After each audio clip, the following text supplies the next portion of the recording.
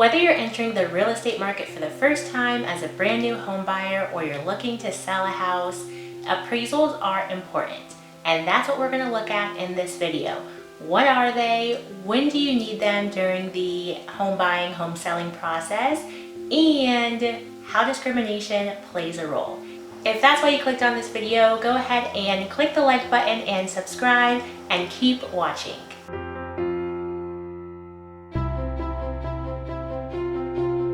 My name's KT and this is Simple Living with KT, the place where we talk about the issues facing our lives in a simple and mindful way.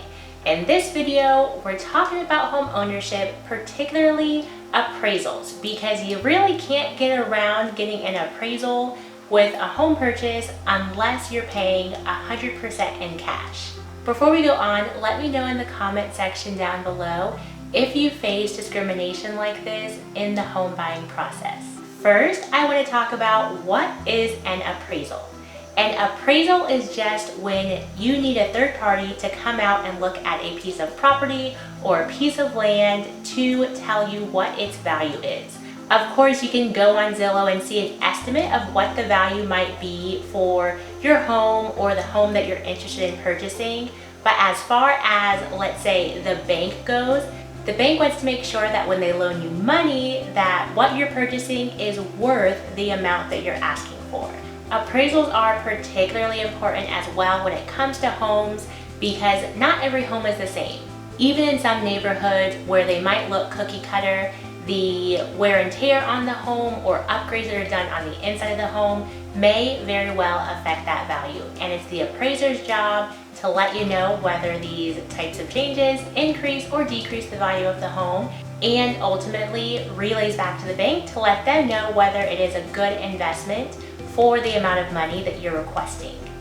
To fully understand why the appraisal is so important, I'm going to outline a couple of instances of the home buying process where an appraisal will be requested. First, let's take a look at purchasing a home.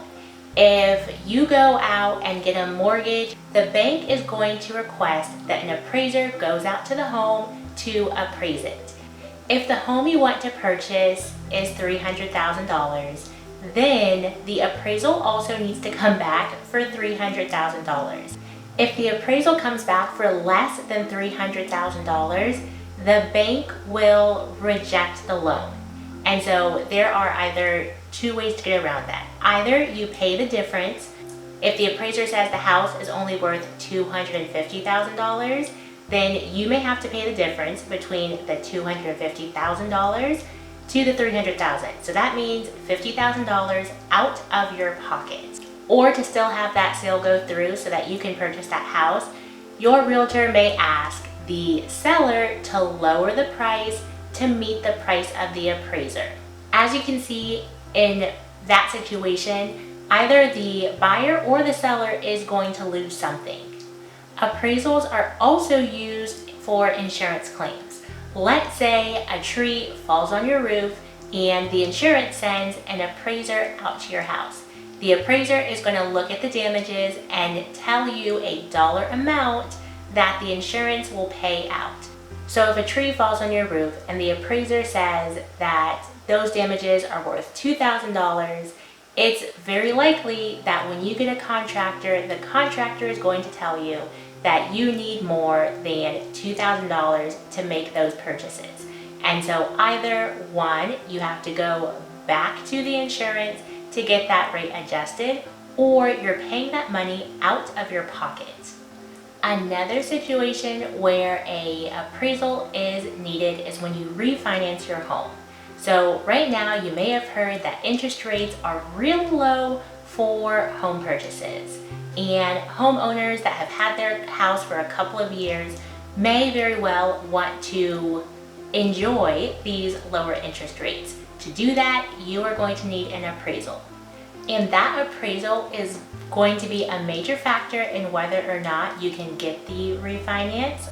I'm going to play a few clips and also link the full interviews in the description box below. Before I play these clips, I want to preface this by saying I've long heard about discrimination in the real estate business. However, I did not realize how that would affect home buyers during the appraisal process. What I've read about in the past refers to realtors who you could tell have some type of bias when they're showing homes, when they will only show people of color homes in certain areas. They refuse to show houses outside of those areas, even when clearly the individuals can't afford the house.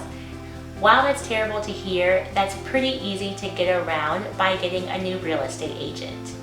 However, when it comes to appraisals, for me, it seems like this would be a little bit more difficult to get around because there are only so many appraisers in a certain area. And what if you're not able to find an appraiser that does not have that bias? Because as we're gonna see in one of these interviews, it is something that professionals in the industry know about that bias, and they just kind of try to work around it. Now, I want to look at a couple who was looking to refinance their home, and during the appraisal, the wife particularly notes that it felt weird with the appraiser there. Her name is Abina Horton. She is a labor and employment attorney, and this is her husband, Alex Horton, an artist. Last June, they set out to get an appraisal of their home in Jacksonville, Florida, hoping to refinance and pay down the mortgage. A home filled with books and photos and love. Her family, his family. But when the appraiser came, Abina was there and said she felt something unsettling. It clicked in my mind almost immediately. Why did I let myself forget that I live in America as a Black person and that I need to take some extra steps to get a fair result?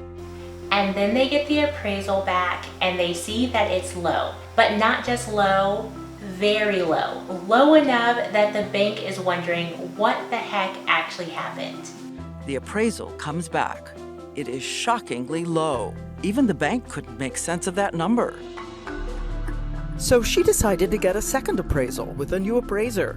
They decide to redo the appraisal and this time make a few changes. Back with another edition of the things that we are taking down from our walls. Pictures of me, Black Panther. The primary thing that we did was remove both me and my son from the home. And I guess I'll say thankfully that this actually worked out because the appraisal came back higher. And so I was willing to put up with that indignity to do it because I knew it was going to be effective.